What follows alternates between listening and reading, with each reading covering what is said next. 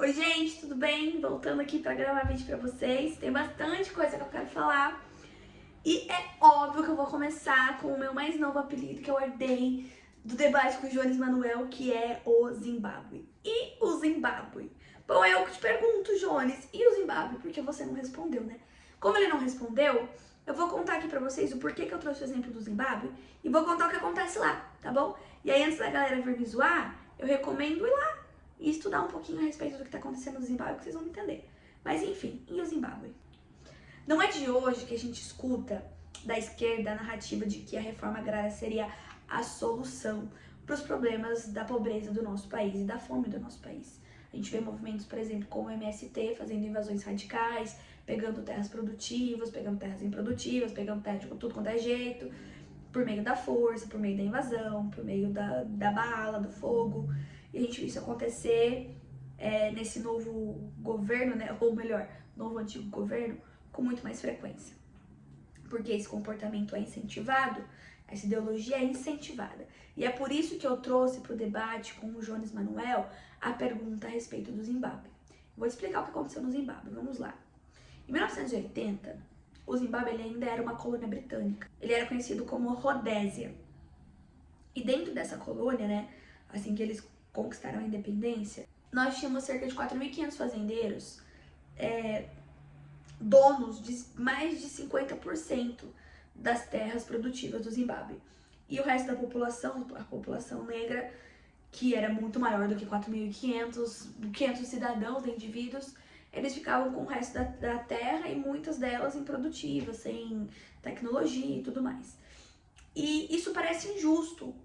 E é injusto mesmo, é um cenário bem injusto. Precisava haver ali uma reforma e uma redistribuição.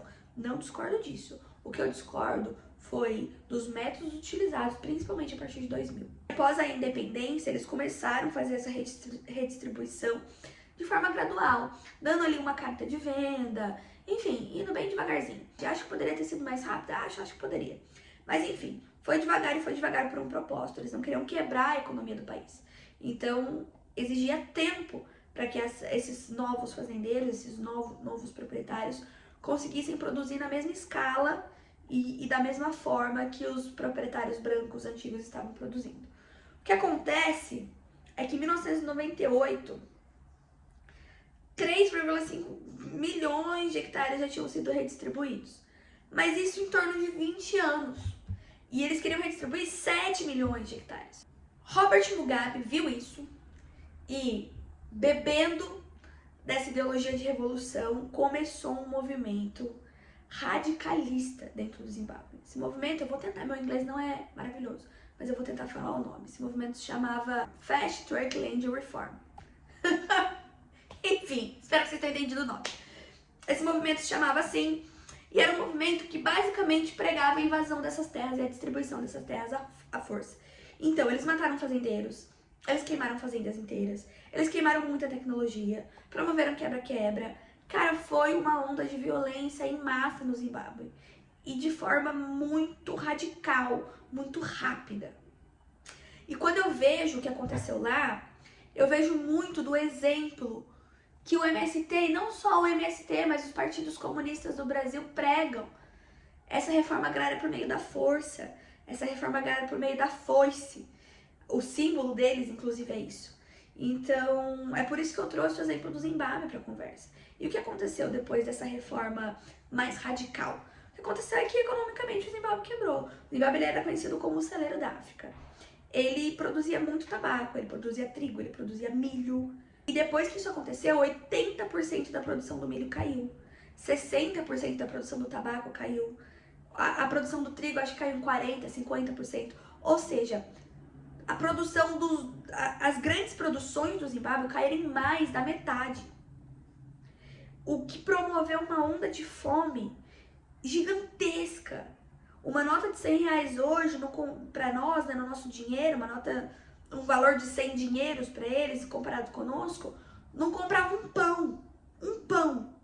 A inflação foi para 231 milhões em 2018. É um negócio absurdo. Tudo isso por causa de uma justiça social sem planejamento, entende? E sabe quem mais sofreu com tudo isso? foram a classe trabalhadora, exatamente, a classe trabalhadora que esse movimento tanto defendia, porque eles ficaram sem comida, eles ficaram sem trabalho, eles ficaram sem tecnologia e eles ficaram sem investimento. Ah, Thames, mas houve sanções lá, houve, com certeza houve, após esse movimento radical. E essas sanções aconteceram justamente para tentar frear, para tentar brecar esse movimento radical. Aí eu vejo a esquerda agora falando, tá muito em alta esse assunto no debate, né? Soberania nacional, por causa da péssima gestão que o Lula tem feito, mas enfim. Soberania nacional, soberania nacional. Gente, não se produz soberania nacional, não se consolida soberania nacional sem segurança jurídica, sem segurança econômica. O agro no Brasil hoje traz segurança econômica. 27% do PIB vem do agro. 150 bilhões de dólares em exportação, o que vem do agro. Concordo que nós temos potencial para muito mais, eu não discordo disso. Nós poderíamos estar trabalhando melhor matéria-prima, nós poderíamos estar refinando aqui no Brasil, nós poderíamos estar investindo em tecnologia brasileira. O agro no Brasil, apesar de ser gigante, fica atrás e muito atrás em tecnologia. Não discordo que o agro precisa melhorar em muitos aspectos. Mas é a segurança jurídica, a segurança da propriedade privada, a segurança da economia de um país que faz com que ela tenha uma posição soberana decente diante de outros países. O que o Zimbábue perdeu. Os investidores saíram do Zimbábue, os produtores que sobraram saíram do Zimbábue porque tinham medo de serem mortos por esse movimento e tomarem a terra deles e matarem as famílias e tudo mais. Sobrou nada. Sobrou terra destruída e árida. E gente que, não vou dizer que mal intencionada, porque foi uma manobra do governo esse radicalismo, mas gente bem intencionada que não sabia produzir. Produzir não é só abrir um buraco, jogar uma semente dentro, fechar e boa. Não é só isso. A fome foi resultado dessa radicalização no Zimbábue, dessa reforma agrária radical no Zimbábue, desse apregoamento de soberania nacional, de vamos dar à classe trabalhadora, vamos distribuir o que é do povo entre o povo, e o resultado disso foi a fome, foi a insegurança alimentar, foi a insegurança da vida, foi a insegurança jurídica, foi a destruição de um país. Ah, Thames, mas o Zimbábue é um ovo perto do Brasil, o Zimbábue é muito menor que o Brasil, eu sei, e isso é um problema. Porque se num país muito menor as coisas saíram do controle, imagine num país do tamanho do Brasil, da extensão territorial do Brasil. Olha o resultado que isso geraria dentro do Brasil. Então é por isso que eu trouxe a discussão do Zimbábue. E antes de vocês ficarem aí tirando sarro, e o Zimbábue, é triste o que aconteceu no Zimbábue. É muito triste. E que bom que eu pude trazer isso para o debate popular. Que bom que eu pude fomentar esse assunto no debate político de hoje em dia. Porque se a gente der ouvidos para o que o Partido Comunista quer fazer no Brasil, é exatamente o que aconteceu no Zimbábue que vai acontecer aqui. É isso que nos tornaremos. E o Zimbábue? Vale a pena seguir o exemplo? Vale a pena seguir esse modelo de radicalismo? Hoje, o Zimbábue ainda paga o preço desse movimento irresponsável. Hoje o Zimbábue paga o preço da comoção social irresponsável. Tem que haver justiça social, não estou dizendo que não tenha que haver, mas precisa ter planejamento. E não é por meio da foice e distribuição de terra que a gente consegue a segurança alimentar, que a gente consegue a justiça social que a gente deseja. Não é. E sabe o que é mais interessante? A promessa de igualdade, ela foi um tiro no pé. Porque o governo, né, ou melhor, quem formava ali o governo, as pessoas do governo ficaram com as melhores terras, enquanto as piores terras, as mais áridas, as mais distantes, ficaram com a população. E sabe o que aconteceu? O engordo do Estado. Então, quem está no Estado, quem está no governo não passa fome. E a magreza da população. Porque movimentos como esse se alimentam da pobreza do outro. Exatamente isso. Eles não querem entregar justiça social. Eles se alimentam da pobreza do outro, porque eles desconsideram uma coisa que é muito importante. E quando eu trago para o debate, falam que eu estou falando de religião. Não é de religião, não. Mas no coração do homem há uma sede de poder. Há uma sede de poder. Homem, homem e mulher, tá bom? Há uma sede de poder. E quando a gente desconsidera isso no discurso, no embate, no estudo de justiça social, a gente arruína qualquer planejamento que a gente tem. Que foi o que aconteceu lá. A população segue passando fome. Eles estão tentando devolver terra pra gente que foi expulsa. Eles estão tentando vender terra pra ver se o produtor resolve produzir lá. E ninguém quer. Ninguém quer por causa da insegurança jurídica.